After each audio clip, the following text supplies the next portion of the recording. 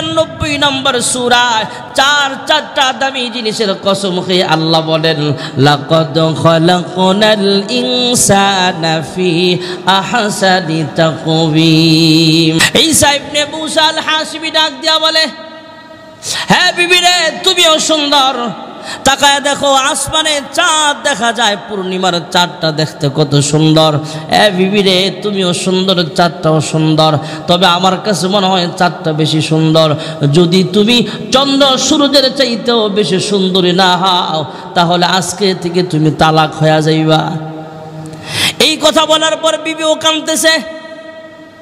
ভালোবাসার সাথে কথার একজন আরেকজনকে ভালোবাসার কথা বলতেছে, প্রেম নিবেদন করতেছে। এই মুহূর্তে আকাশের চাঁদের দিকে তাকায়া বেখেয়ালে খামখেয়ালি করে কথাগুলো বলার পরে বিবি আবার কান্দা কান্দা কয়, হ্যাঁ স্বামী আমার, আপনি যেহেতু চন্দ্র সূর্যের সাথে আমাকে তুলনা দিয়েছেন, আমি তো আর চাঁদের চাইতে সুন্দরী হতে পারবো না, কারণ আমি দেখতে সুন্দর না, আমার চাইতে সুন্দর হলো আকাশের চাঁদটা।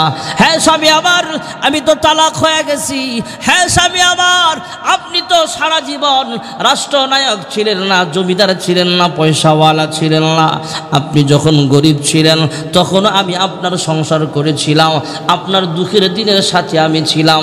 আজকে পয়সা হওয়ার পরে, ধনী হওয়ার পরে আসমানের চন্দ্র সূর্যের সাথে তুলনা দিয়ে আমাকে কেন তালাক দিয়া দিলেন? এই কথাগুলো বলার পর ঈসা ইবনে মূসা আল হাসিমি রাহমাতুল্লাহ আলাইহি তিনিও এবার জ্ঞান ফিরে আসলেন, খেয়াল ফিরে আসলেন। তিনিও কাঁদতেছে। খলিফা মানসুরের কাছে যা বলে, খলিফা মানসুর, এমন এমন ঘটনা ঘটে গেছে, আমরা তো এবার তালাক হয়ে গেছে আমার বউ, কি করা যায়? এর ভিতরে বিধান কি আছে?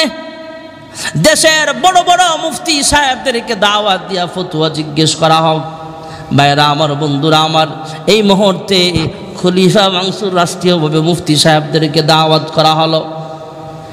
দেশের সবচেয়ে বড় বড় মুফতি সাহেবদেরকে দাওয়াত দিলেন, সুন্দর করে খাবার আপ্যায়ন করলেন, নাস্তার ব্যবস্থাও করলেন।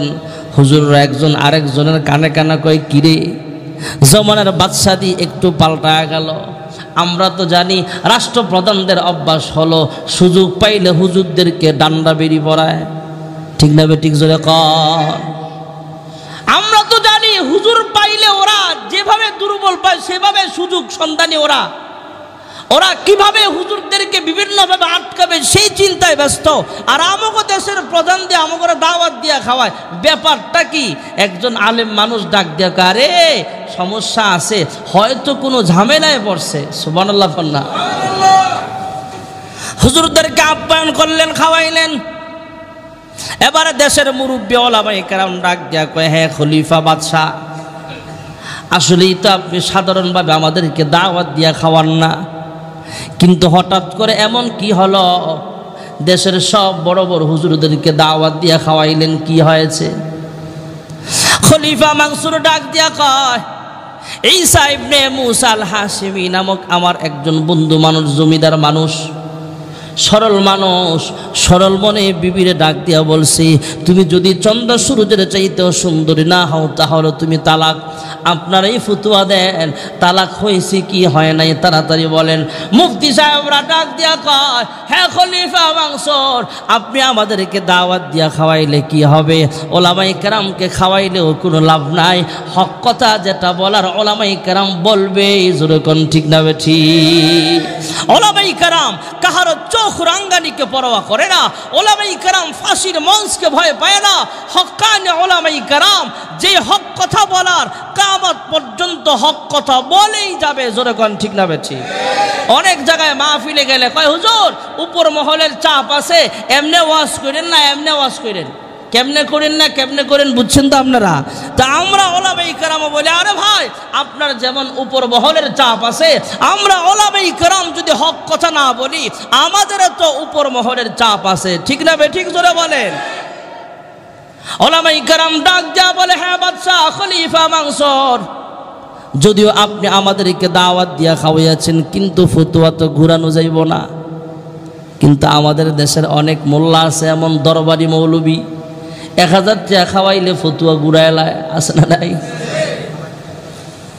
ভাইয়েরা আমার, বন্ধুরা আমার, ওলামায়ে কেরাম ফতোয়া দিয়া দিলেন বেগম তালাক হয়ে গেছে।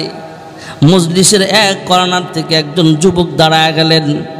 যিনি দাঁড়াইলেন তিনি আর কেউ নয়, হযরত আবু হানিফা রাহমাতুল্লাহি আলাইহি। সুবহানাল্লাহ। এটা নিয়ে ইখতিলাফ আছে, কেউ বলেন আবু হানিফার ছাত্র, কেউ বলেন আবু হানিফা নিজেই সেখানে উপস্থিত ছিলেন। উনি দাঁড়ায় বললেন, সবাই ফতোয়া দিয়েছে বেগম তালাক হয়ে গেছে, কিন্তু আমি ফতোয়া দিলাম বেগম তালাক হয় নাই। যেরকম সুবহানাল্লাহ। খলিফা মানসুর সহ ঈসা ইবনে মুসা আল হাসিবি ডাক দেয়া বলে, সবাই ফতোয়া দিয়েছেন আমার বেগম সাহেবা তালাক হয়ে গেছে, কিন্তু আপনি বলছেন তালাক হয় নাই, বুঝলাম না। এবার আলেম ডাক দেয়া বলে, হ্যাঁ খলিফা মানসুর, মহান আল্লাহর কোরআনের ফতোয়া গ্রহণ করেন। আল্লাহ তাআলা কোরআনুল কারীমে 95 নম্বর সূরা চারটা দামি জিনিসের কসম খেয়ে আল্লাহ বলেন, লাকাদ খালাকনাল ইনসানা ফি আহসানি তাকওয়িম। আল্লাহ বলেছেন মানুষকে আল্লাহ সবচেয়ে সুন্দর করে বানাইছেন। আল্লাহ যেহেতু সবচেয়ে সুন্দর করে বানাইছেন, মানুষ কালো হোক বা সুন্দর হোক, এই মানুষটাকেও আল্লাহ চন্দ্র সূর্যের চাইতে সুন্দর বানাইছে। যেরকম সুবহানাল্লাহ।